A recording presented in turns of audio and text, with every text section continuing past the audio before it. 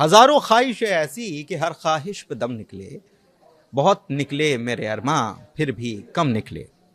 बात हम कर रहे हैं फ्रांस के प्रेसिडेंट इमैनुअल मैक्रों की।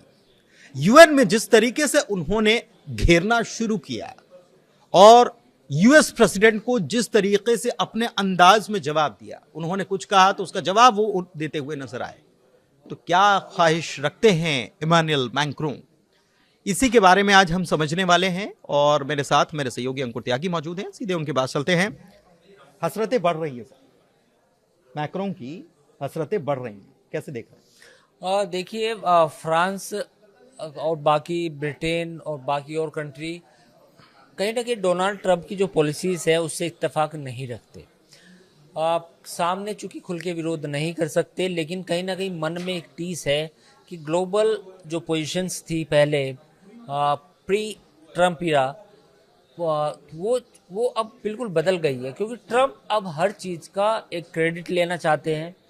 फ़िलिस्तीन का मुद्दा हो, गाज़ा का हो, यूक्रेन का हो, इंडिया का हो, पाकिस्तान का हो, तो ऐसे में जो बाकी वर्ल्ड लीडर हैं, जिसमें मैक्रो हैं और ब्रिटेन के भी प्राइम मिनिस्टर हैं और जर्मनी के भी हैं, उनके पास अब कुछ बचा नहीं है।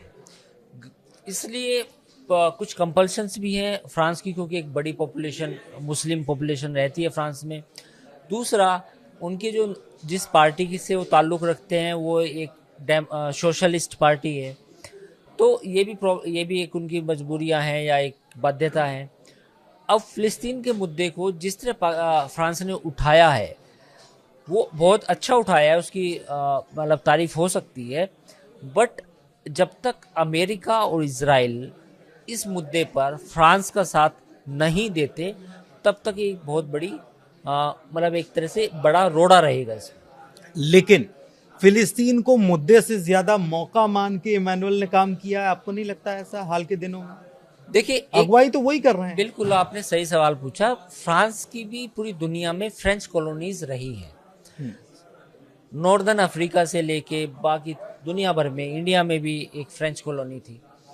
तो वही मैंने बात कही कि Trump, when you are facing a leader like Trump, जब आप ट्रंप को फेस कर रहे हो जो हर चीज़ का क्रेडिट लेते हैं, तो फिर मैक्रो पे भी दबाव होगा कि यार हम भी तो सुपर पावर रहे हैं, हालांकि हम अतीत में रहे हैं, हम फिलहाल नहीं है। फिलहाल एक हम मतलब है डेवलप्ड नेशन है, but we are not so cold पूरी दुनिया पे हुकूमत करने वाली ताकत।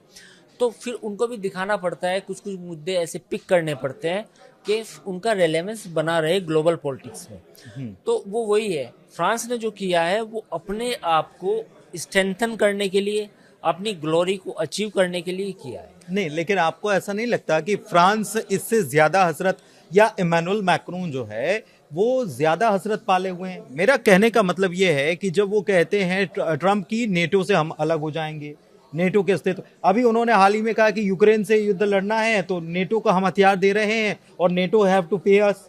ये उन्होंने कहा भी कि हम नेटो के हथियार बेच रहे हैं और नेटो हमको पैसा दे रहा है, तो हम उससे कमाई कर रहे हैं, भारत तो तेल। तो ये यूएन में उन्होंने कहा।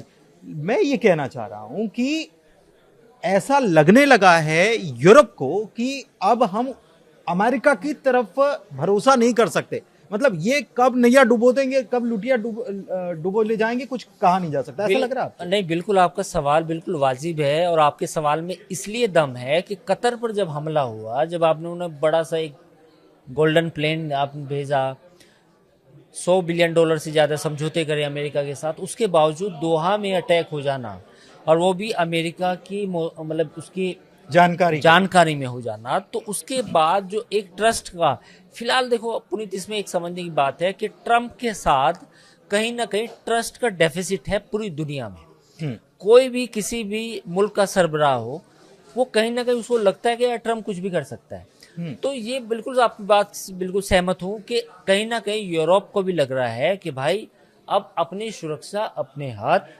अपनी फौज को मजबूत करो, अपना इन्फ्लुएंस बढ़ाओ, चाहे वो नेटो हो, चाहे वो कोई और संगठन हो, यूरोपियन यूनियन हो, but we have to protect Europe on our selves. मतलब वेस्ट ने अपना नेता मैक्रों को चुन लिया, ऐसा मानते हैं? नहीं, ऐसा तो बहुत जल्दी होगा, नहीं, सपोर्ट बाकी उसमें, लेकिन उसमें मेलोनी भी है, मेलोनी तो ट्रम्प की दोस्त है। मेलोनी ट्रम्प की दोस्त है, लेकिन बाकी के पोलैंड की देख लीजिए बात, स्थिति देख लीजिए, या ब्रिटेन की स्थिति, कनाडा की स्थिति, ये एक्चुअल में आप देख रहे हैं कि ट्रम्प ने इनको भी बख्शा नहीं टैरिफ के मामले में।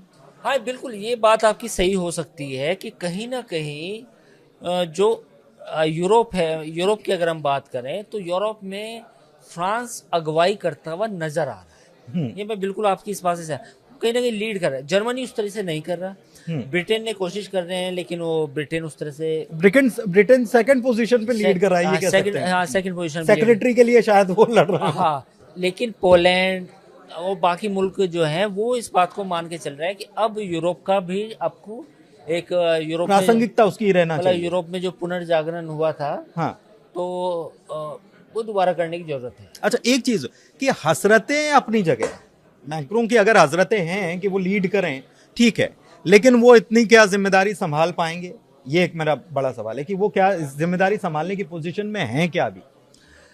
नहीं देखिए, अगर ट्रम्प का रवैया ऐसा रहा, अगर जैसे यूक्रेन और रूस के बीच में जो लड़ाई जंग है वो नहीं ख़त्म हुई, कुछ जंग बढ़ गई, तो फिर एक अलग हालात होंगे। लेकिन अब रूस यूरोपियन जो यूरोप है वो सोचने लगा है कि भाई अब हमें अमेरिका पे डिपेंड नहीं होना, हमें अपनी सुरक्षा करनी है।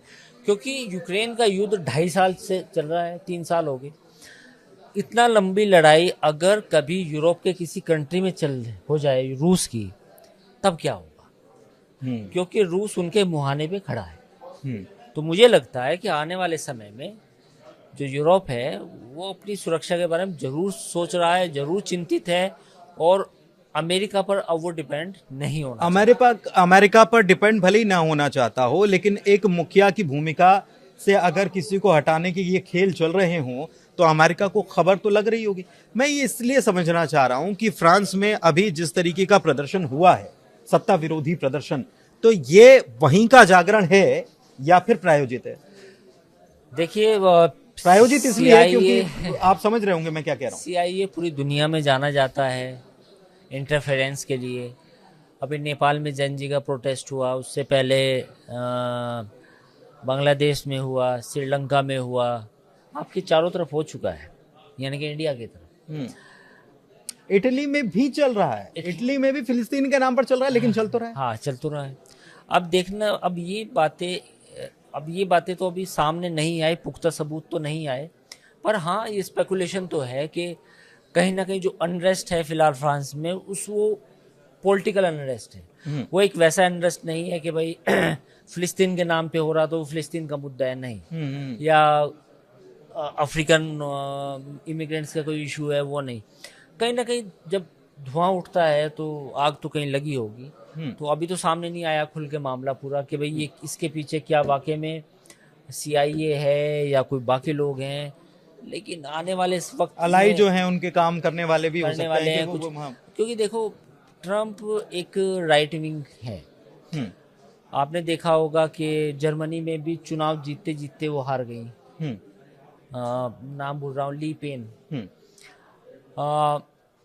तो ट्रम्प जो जितने भी राइट विंग हैं, खासतौर पर मतलब वो चाहते हैं कि वो ऐसे और ऐसे लोग ही आए।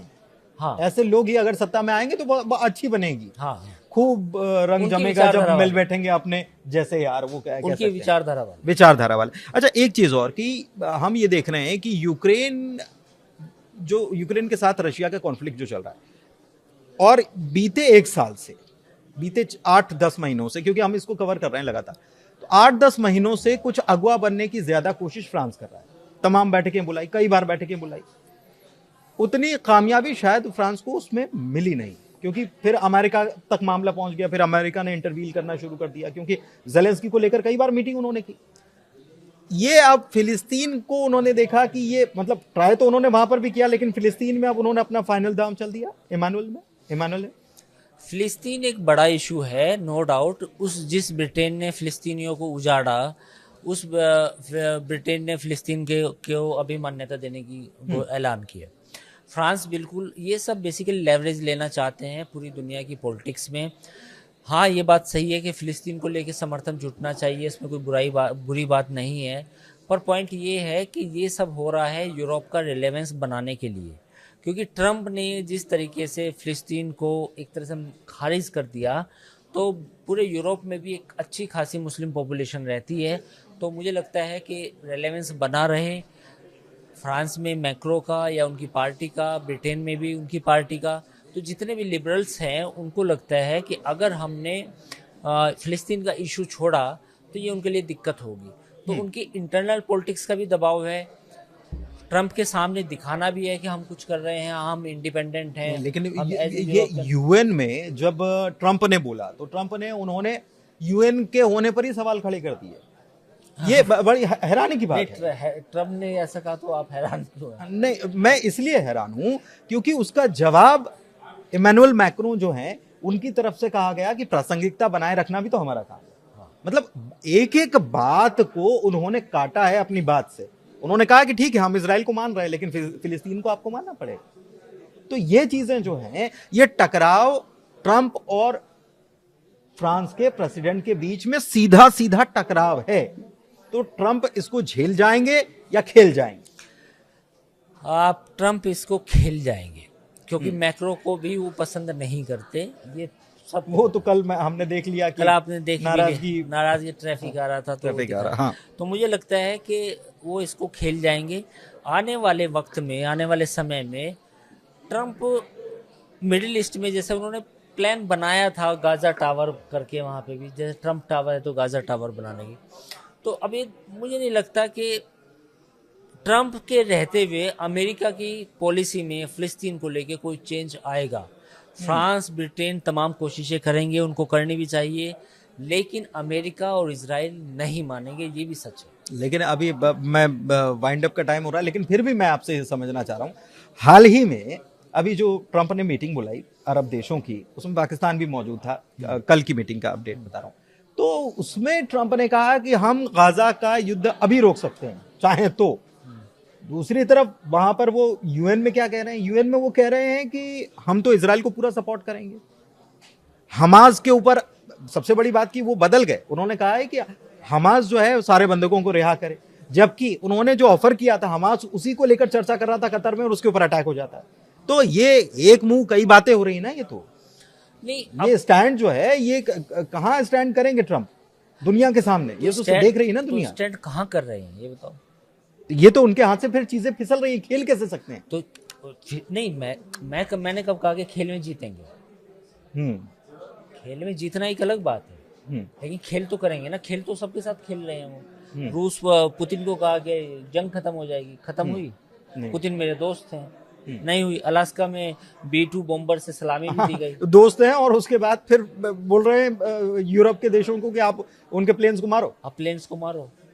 पहले B-2 बॉम्बर से सलामी दी गई और कहा पुतिन मेरे दोस्त हैं, और अब क्या हो रहा है?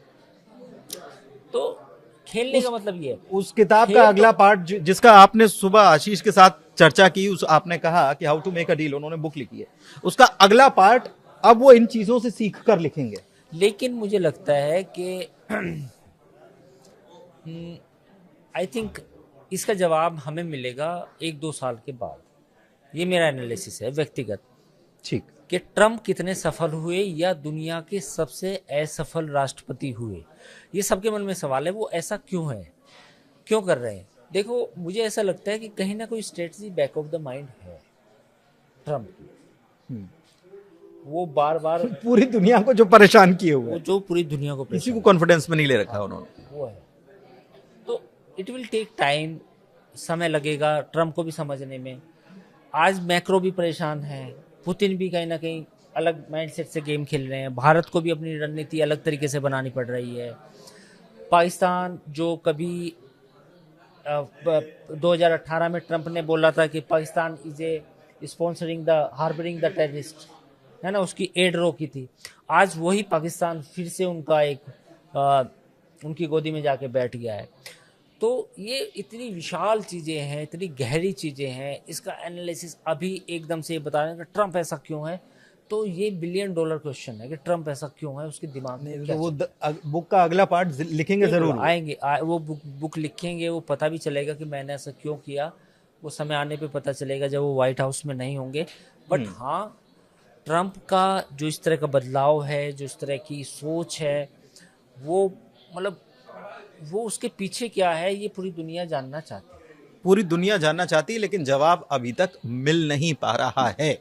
और इस बीच जो वो कर रहे हैं, उथल पुथल पूरी दुनिया में मची हुई है, लेकिन मैक्रों जो है वो अपनी चाल लगातार चल रहे हैं और ये आने वाले दिनों में और देखने को मिलेगा। देखते हैं कि बाजी किसके हाथ में जाती है। फिलहाल ग्लोबल अड्डा में इतना ही। चर्चा थोड़ी लंबी हो गई, उसके लिए क्षमा चाहते हैं। धन्यवाद।